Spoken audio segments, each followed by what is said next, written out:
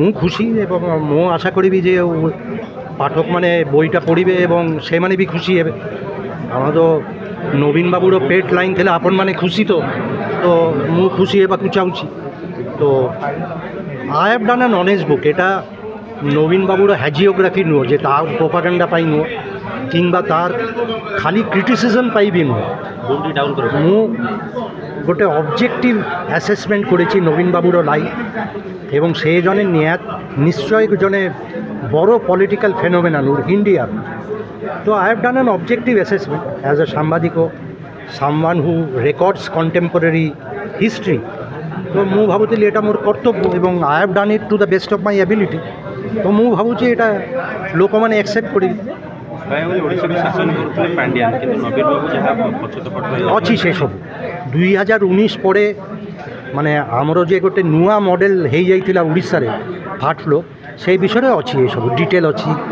এই বইটা এটা তো revised version, updated version 2024 election পরে ମୁଁ লিখিলি। এই বইটাতে ଗୋଟେ বড় চ্যাপ্ଟর ଅଛି ପାଣ୍ଡିଆନ ପାଜେଲ ବୋଲିକିରି। ପାଣ୍ଡିଆନ ବାବୁକୁ ନେଇକିରି ଏବେ ବି ଲୋକର କେତେ କ୍ୟୁରିଓସିଟି, କୌତୁହଳ, ସ୍ପେକୁଲେସନ୍ ଥିବ ଯେ ସେ ଆସିଲା କେମିତି। ଏଠି ତ ଓଡ଼ିଶାରେ 200 ଜଣ ଆରାଉଣ୍ଡ 200 IAS ଅଫିସର ଅଛନ୍ତି।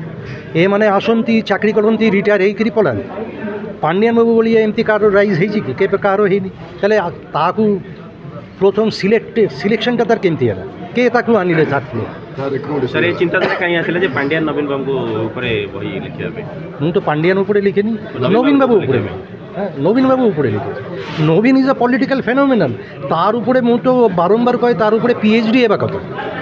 ନବୀନ ବାବୁ ଆପଣ ଭାବୁନାହାନ୍ତି ଲାଗୁନି କି ନବୀନ ବାବୁ ଉପରେ PhD ହେଇପାରିବ? ଆମର ପ୍ରସନ୍ନ ପାଟ୍ଟଶାଣୀ ଉପରେ ମୁଁ ଜାଣିଛି 4-5ଟା PhD ହେଇଛି। ପ୍ରସନ୍ନ ବାବୁ ମୋତେ ନିଜେ କହିଛନ୍ତି। ନବୀନ ବାବୁ ଉପରେ ଗୋଟେ 24 ବର୍ଷର ମୁଖ୍ୟମନ୍ତ୍ରୀ, ତାର ଉପରେ କିଛି ଲେଖା ହେବନି? নিশ্চয় লেখা হবে। তেবে এভাবে কিছু গুরুত্বপূর্ণ খবর দেখা চাহান্তি আমার চ্যানেল কো লাইক, সবসক্রাইব ও শেয়ার করুন।